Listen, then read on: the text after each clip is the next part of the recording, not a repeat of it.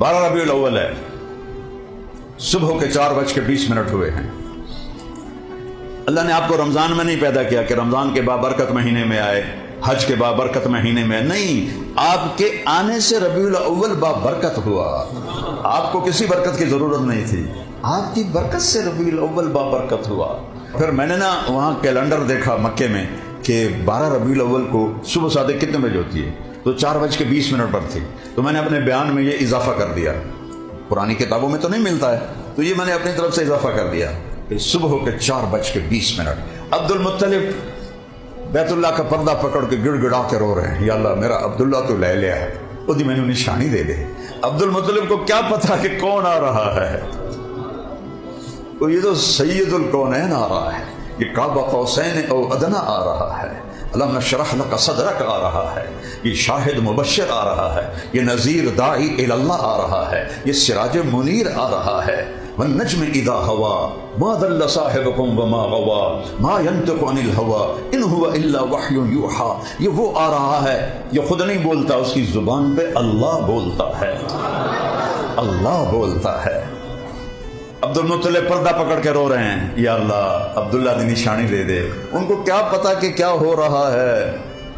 तो 4 बज के, और देखो जो नाम अल्लाह ने अपने नबी के गिर्द जोड़े, उनके मताले पर गौर करो। आपकी दाई का नाम था शिफा। शिफा ये हजरत अब्दुर्रहमान बिन औफ की वालदा हैं, अभी काफिर थी, फिर कलमा पढ़ा। शिफा कैसे कहते हैं? सेहत। आपकी माँ का नाम आमिना। आमिना कैसे कहते हैं? अमन। आपके कबीला का नाम हाशिम। हाशिम कैसे कहते हैं? खाना खिलाने वाला।